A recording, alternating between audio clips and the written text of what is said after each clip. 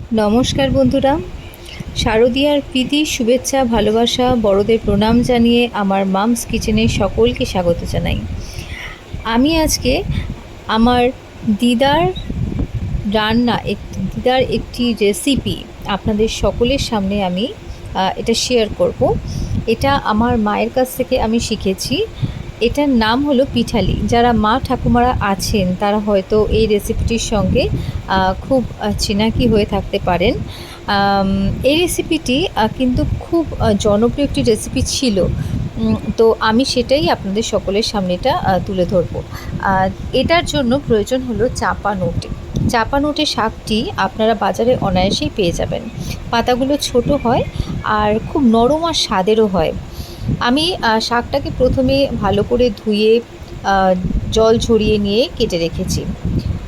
আর একটু মটর ডাল লাগবে। মটর ডালটা আগের দিন রাত্রেবেলা আমি ভিজিয়ে রেখেছি। মটর ডালটা এবারে আমি মিক্সিতে গ্রাইন্ড করে নেব নুনের সঙ্গে।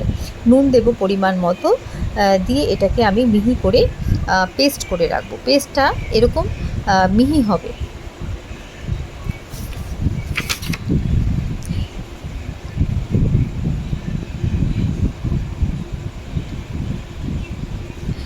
কড়াতে এবারে আমি তেল গরম করে নিয়ে তার মধ্যে আমি পাকা কাঁচা লঙ্কা দিয়েছি।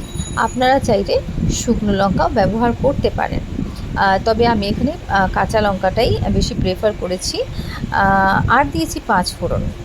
দিয়ে এটার মধ্যে আমি ডাল বাটাটা দিয়ে দিয়েছি। ডাল বাটাটা দিয়ে কিন্তু বেশ করে নাড়াতে হবে, কেননা জলটাকে পুরো শুকাতে হবে।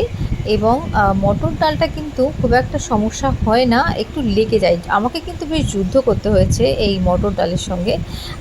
আপনারাও একটু যুদ্ধ করেই, কষ্ট করেই করবেন, তবে শেষে পরিণামটা খুব ভালো হবে। আচ্ছা, এর মধ্যে ডাল বাটাটা যখন আপনারা নাড়াবেন তখন তার মধ্যেই আপনারা কাঁচা রসুন থেঁতো করে এর মধ্যে দিয়ে দেবেন। তার সঙ্গে দেবেন হলুদ। নুনটা আপনারা যদি লাগে তাহলে আপনারা দিয়ে নেবেন।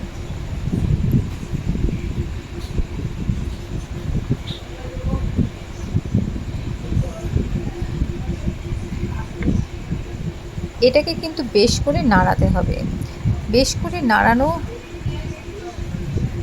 নাড়াতে নাড়াতে দেখবেন যে এটা তলাতে কিন্তু খুব লেগে যাচ্ছে। সেটাই আপনাদের কিন্তু কষ্ট করে ওঠাতে হবে, এবং সেটাতেই কিন্তু আপনাদের আসল পিঠালির যে স্বাদ সেটাতেই খুলবে আর কি।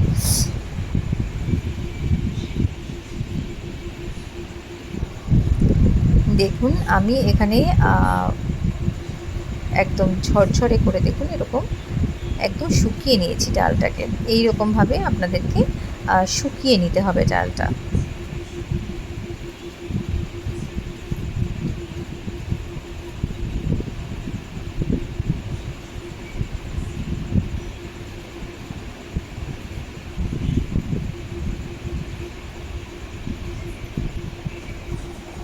কড়ার মধ্যে যে ডালগুলো লেগে থাকবে সেগুলো কিন্তু একদম ফেলে দেবেন না। সেগুলো কিন্তু একটুখানি ভালো করে পরিষ্কার করে তুলে নিয়ে কিন্তু রেখে দেবেন, কেননা এটাই কিন্তু আপনার স্বাদ এনে দেবে আপনার পিঠালিতে।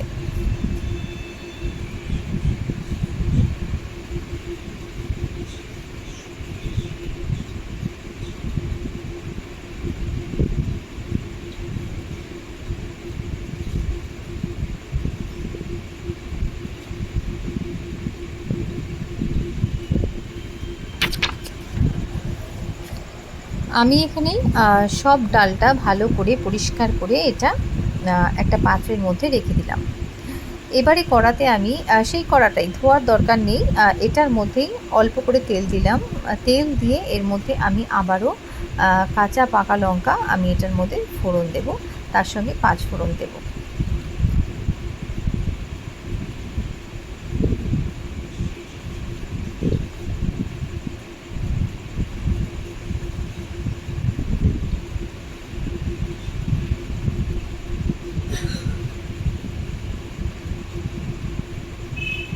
এটা খুব সামান্য তেলেই করবেন, তেলের এখানে খুব একটা বেশি প্রয়োজন নেই। এরপরে আমি যে ধোয়া শাকগুলো রেখেছিলাম কাটা, সেগুলো আমি এর মধ্যে দিয়ে দেব সবটা।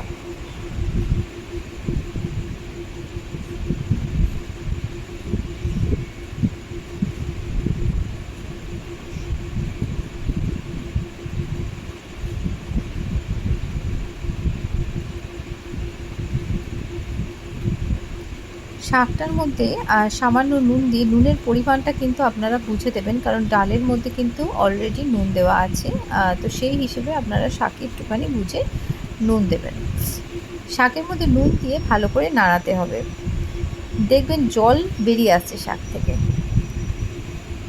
এর মধ্যে কিন্তু জল দেওয়ার প্রয়োজন নেই। যদি মনে হয় আপনার যে একেবারে জল শুকিয়ে আসছে বা শাকটা সেদ্ধ হয়নি, তখন আপনারা একটুখানি জল দিতে পারেন।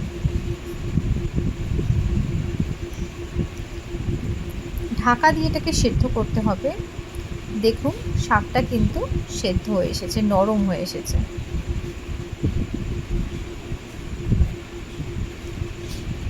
শাকটা নাড়িয়ে চাড়িয়ে এর মধ্যে আমি যে মটর ডালটা আমি করে রেখেছিলাম, যেটা ঝুড়িটা, সেইটা এর মধ্যে এবারে দিয়ে দেব। শাকটা যখন একটু জলসা জলসা থাকবে তখনই কিন্তু মটর ডালের এই ঝুড়িটা এর মধ্যে দিয়ে দেবেন, নাহলে কিন্তু শাকটা একদম ড্রাই হয়ে যাবে। কারণ মটর ডালের মধ্যে কিন্তু যে জলটা থাকবে শাকে, সেটা কিন্তু পুরোটা টেনে নেবে, তার ফলে কিন্তু ড্রাই হয়ে যাবে। কাজেই একটুখানি জল জল ভাব থাকতে থাকতে তখন কিন্তু মটর ডালের ঝুড়িটা আপনারা এর মধ্যে দেবেন। এই মটর ডালটা দিয়ে আপনারা বেশ করে কিন্তু নাড়াবেন। নুন মিষ্টি পরিমাণ মতন দেবেন। আপনারা জানেন আমি কিন্তু মিষ্টি হিসেবে গুড়টাকেই প্রেফার করি। আপনারা গুড়ের বদলে চিনিটা ব্যবহার করতে পারেন, তবে আমার মতে চিনিটাকেও আপনারা অ্যাভয়েড করলে খুব ভালো স্বাস্থ্যের পক্ষে।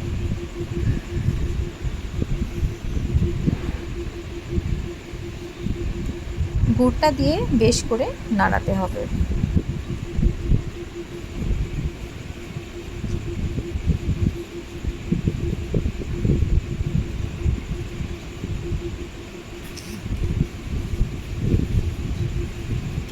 এটা শুকিয়ে শুকিয়ে গেলে পরে যখন একটুখানি হয়ে যাবে গায়ে লাগা লাগা, তখন এটাকে আপনারা নামিয়ে নেবেন।